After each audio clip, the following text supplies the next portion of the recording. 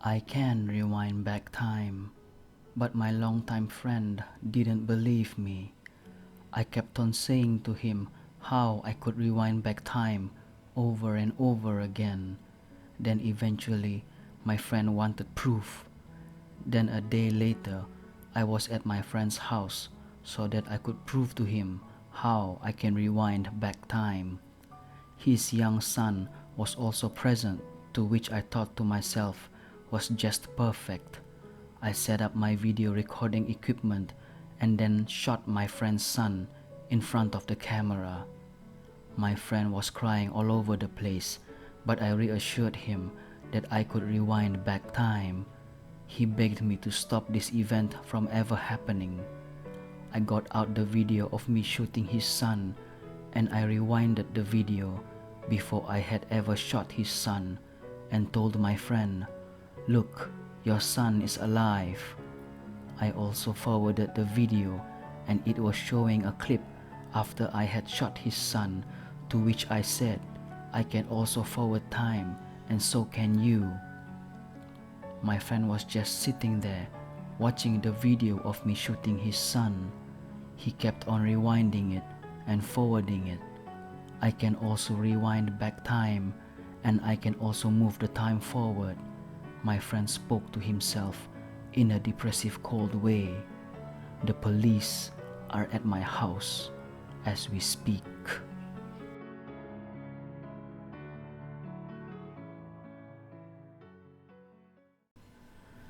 I was just walking on my own when a stranger went up to me with a coin in his hand. "Heads or tails?"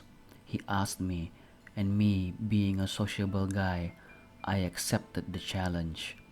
I asked him what I would win if I got it right, and he told me that he will buy me a chocolate bar if I got it right. I called it heads, and the guy flipped the coin into the air, and as it was spinning in the air, the coin suddenly disappeared. Then a couple of seconds later, an actual chopped off head landed onto the ground. Blood was still coming out of the head, and it was as real as anything. "Well done, you have won a chocolate bar." The stranger congratulated me and brought me a chocolate bar.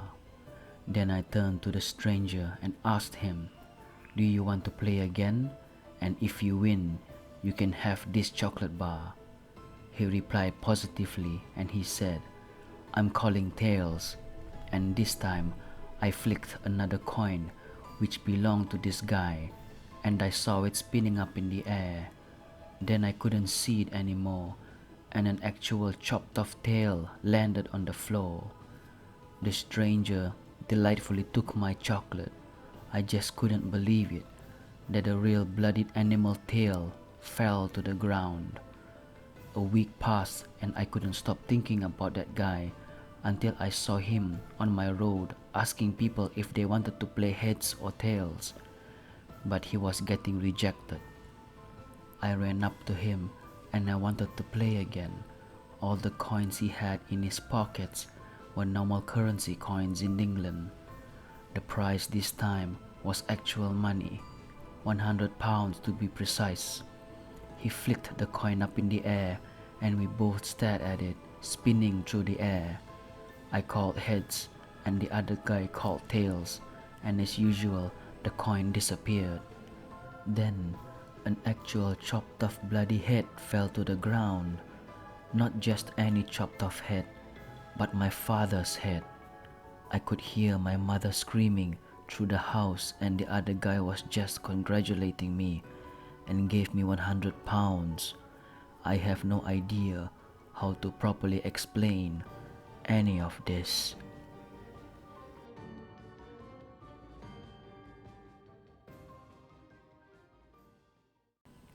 I am so frustrated right now, and it's because a couple of weeks ago I bought an invisible cloak which was promised to me to make me invisible to everything. It did make me invisible when I was walking among crowds or social events, but when I wanted to steal something or do something illegal, I was able to be seen and I had to run away. It's the perfect thing, to have something to make you invisible. You could do anything and people will think it's a ghost or just plain bad luck. I wore the invisible cloak so many times to give it a second chance, and once again, I was only invisible in crowds like in shopping centers, libraries, and any other social event.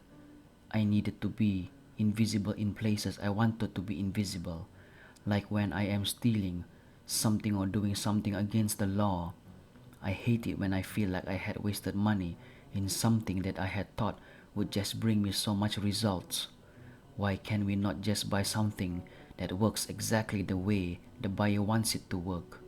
We live in a world full of scammers and exaggerators. I was angry, really angry, and I could feel my blood boiling, and I wanted justice. I don't care that I am a thief.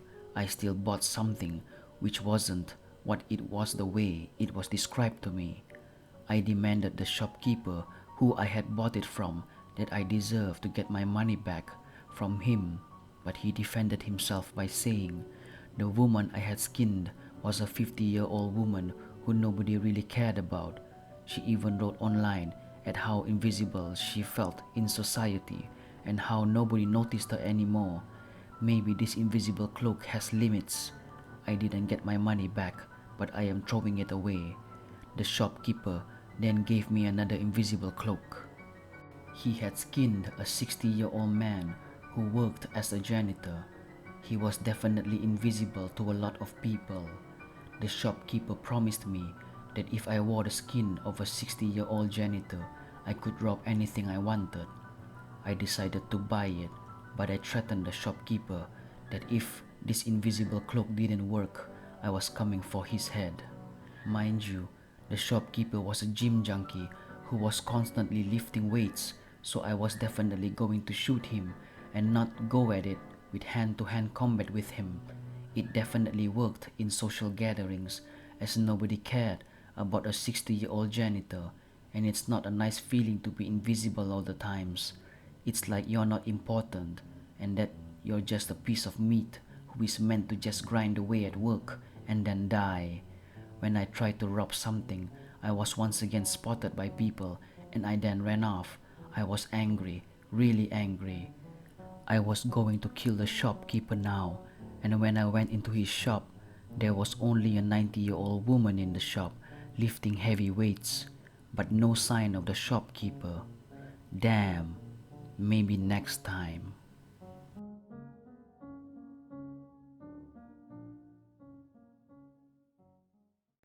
I went into a barber shop with no mirrors. This confused me as mirrors are important in barber shops so we can check out the end product of our haircut. When the barber finished cutting my hair, he asked me, "Would you like to check out your haircut?" To which I replied, "Yes, please."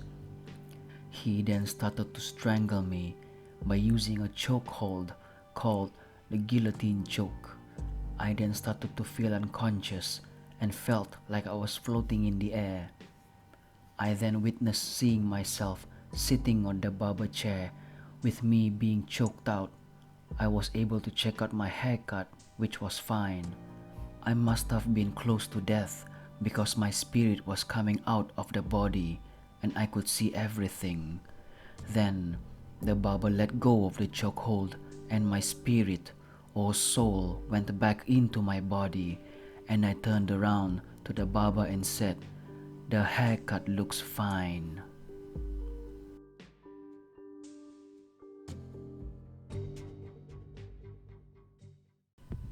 Aliens are trying to use my heart as a Morse coding device.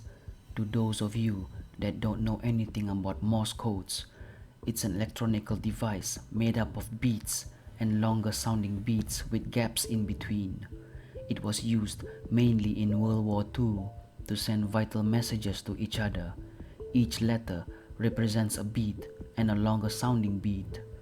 I first thought that there was something wrong with my heart, and so did my doctor at first. Then my heart would become completely normal. I am a healthy person who exercises and eats right, and so I shouldn't really have anything wrong with me, to say the least. My doctor is an older gentleman who enjoys things like Morse codes, and unlike some of the much younger doctors of today who just try to keep people on medication, he keeps an open mind to think outside the box. When he first started listening to my heart, he couldn't understand what was going on. Then, with his experience of understanding Morse codes, he got out a piece of paper. While listening to my heart, he wrote down the words he managed to discover. It was a conversation between two unknown figures. It read like this: first figure, hey. Second figure, hey, how's it going? First figure, I'm bored. Second figure, me too. Then my heart went back to normal, and whenever my heart gets used as a Morse coding device, I start to feel so much discomfort, like breathing problems, muscular problems, and disorientation. My doctor couldn't believe it, and he was excited at the same time, but worried for me. Then the topic of outer space aliens came up. My doctor is an avid fan of outer space and keeps up a hobby of looking out into space at other planets using an expensive microscope. He does believe that there is biological life out in other planets and in space. I booked another appointment when my heart was giving me problems. My doctor even gave me his personal number. As he was listening to my heart once again, my doctor couldn't believe it, as it was exactly like Morse code. He got out another piece of paper and started recording the letters. What he wrote down this time finally confirmed to him that it was two outer space aliens that were using my heart as Morse coding device. Here is what was written. First figure, this planet's boring. Second figure, yeah, tell me about it. First figure, how has it survived this long? Second figure, I'm not sure, but these humans are living proof of luck.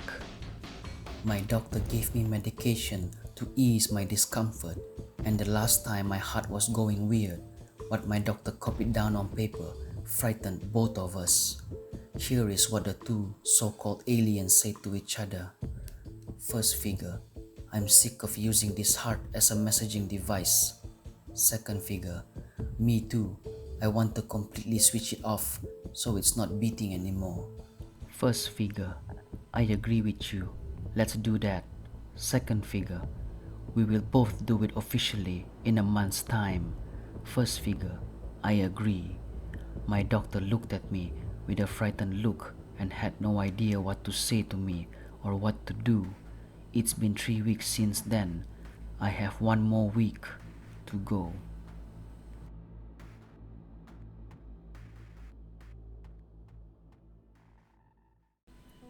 Usually, I'm not a person who has ghostly experiences or such, but I do believe that ghosts exist. So, since I've never had such an experience, I was really questioning my sanity when I started hearing walking in my room. So, a little explaining. First, my room isn't very big, and the furniture makes it seem even smaller. My bed is in the middle of the room, right next to one of the walls. On its left side is a wardrobe, and on its right, a nightstand. On both sides of my bed, there is very little space, enough for me to go in and out of bed. In front of the bed is my desk and a mounted TV above it, so that leaves a small walkway around my room. So when the walking happened, I was kind of sick. Just the temperature and a weird rash. Nothing that I thought could make me not think straight. Usually, I have never been sick to the point where I would act out of the ordinary. One night, as I was trying to fall asleep at around 12:30 a.m., I think, I heard this walking in my room. In that space that I explained, where there's no furniture, just floor, there, on the left wall, was my door as well. I would hear this thing walking back and forth from one side of the room to the other, as if it was looking at me or something, and I would even hear the door open or close but very slightly. When I would open my eyes, even slightly, the walking would stop. So when I tried to sleep again, it didn't return. Fast forward to a day or two later, and I was sleeping when the same walking noise woke me up at maybe 3 a.m., which, just by the time, spooked me enough as it was. This time, the walking could be heard more loudly than the one that happened before. I seriously thought someone was in my room, as in the last time I just chalked it up to my imagination. I was so scared that it might have been a burglar or just someone. I immediately shot my head up to check my surroundings, and there was nothing. The walking stopped. The opening of the door, it just ceased. When I tried to fall asleep, it returned. But when I looked around once more and tried to sleep again, it stopped. As I said, I've never had a paranormal experience, or if I've had one, I've always found a way to debunk it, more so for my sanity than anything else. So the fact that I had all windows closed in my room, meaning that no wind could have made those walking and opening sounds, really spooked me. Since then, I haven't heard it, which is why I thought it must be because of me being sick. After all, I did have a temperature. It could have made me imagine, but as I've never been affected by sickness like that, I seriously doubt it.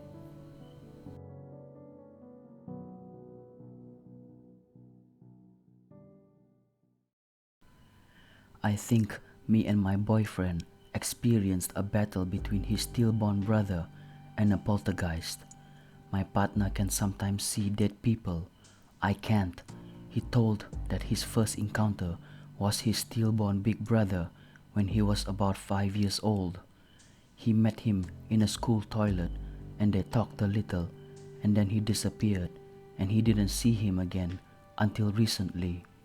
Now, my boyfriend's apartment's hallway and toilet had always freaked me out.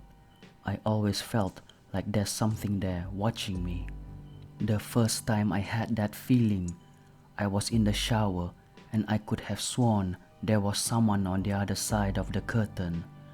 I was literally shaking because I was so afraid, but when I slid the curtain to the side, there was nothing there. Once, when I was watching the TV, I saw a reflection from the window. It was a dark figure moving away from the bed to the hallway. My boyfriend was cooking in the kitchen, so there was no way it could have been him. I didn't tell him about it because I didn't want to freak him out, and I was doubting my eyes. I've also seen shadows in the hallway mirror, but again, I was doubting my eyes. My boyfriend has insomnia, and one night he was on the couch playing mobile games while I was sleeping on the bed. I often see nightmares, and according to him, I was acting restless again. He turned to see if I was okay, and he saw a dark figure standing at the end of the bed. It left immediately when my boyfriend saw it and disappeared in the hallway again. My boyfriend sat there the rest of the night at the end of the bed, protecting me from whatever it was.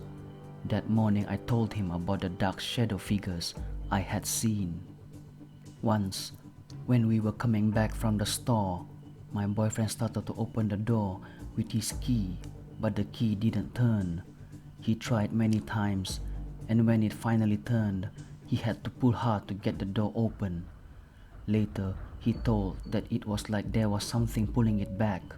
When he finally pulled the door open, I saw the air move inside the hallway. Like a warm day outside, when we stepped in we felt really weird, like we are not welcome there. Then one night, we were watching a movie at his place. I had a migraine and I started to feel sick and overall super tired and grumpy. When the movie ended, I crawled to bed and my boyfriend joined me, hugging me and trying to make me feel better. It was about 1:30 a.m. when suddenly all the hairs in my body stood up and he froze. He started squeezing me even tighter. almost hurting me, and I told him to let me go. He loosened his grip and turned to me and said, "Honey, I don't want to scare you, but there's someone behind the front door." I was confused because I couldn't hear anything, and we couldn't even see the door from the bed. He stood up and walked to the hallway. Suddenly he kind of jumped, backed off, and stared at the corner. He stood there for a while and reached his hand forward. My migraine disappeared because I was so scared. I didn't know what was going on. I couldn't see whatever my boyfriend could see. I thought it was the shadow I had seen before. After a while, he came back. He seemed calm and just said, "He's gone now." I was just staring at him, and then he continued, "I think it was my brother." He was just smiling and looking at me. We then talked, and he said he didn't feel scared at all when he saw the man, like he felt warm and loved. The man was young, like my boyfriend's brother would be, and had the family ears. I painted my boyfriend's family's coat of arms on the wall before, and the man had stood right next to it. My boyfriend thought he came to warn him about something, but he wasn't sure what it was about because he didn't say anything. Nevertheless, my boyfriend seemed happy about the encounter, and I was happy for him, but I was getting more and more scared for some reason. Then maybe half an hour passed. We were just talking about his brother and his family when my boyfriend got goosebumps again. He looked at me and whispered, "He's back." But this time, he looked a lot more worried. He jumped out of bed and ran to the hallway. He stood there for a while, and then he ran to grab a candle. While he was running, he told how he felt something freezing cold come through the front door and go through the toilet wall to the kitchen. He shut all the windows, lit up the candle, and blew the candles. The smoke rising from it went crazy. It spiraled all around the kitchen, but there was no wind inside. My boyfriend backed off and came to the bed and grabbed me to protect me. He told me that he thinks it's a poltergeist and his brother's fighting it. We sat there for a while, but then suddenly I felt completely calm, like a weight had been lifted. My boyfriend felt it too, and we looked at each other. He whispered, "I wonder if it's over." And right after that, our dustpan that was leaning against the wall fell over. He smiled and said, "I'll take that as a yes. I guess my brother won." We stayed awake for a long time talking about what had just happened, and I kept telling him to thank his brother for protecting and warning us. After that, we haven't seen or felt anything weird in his apartment.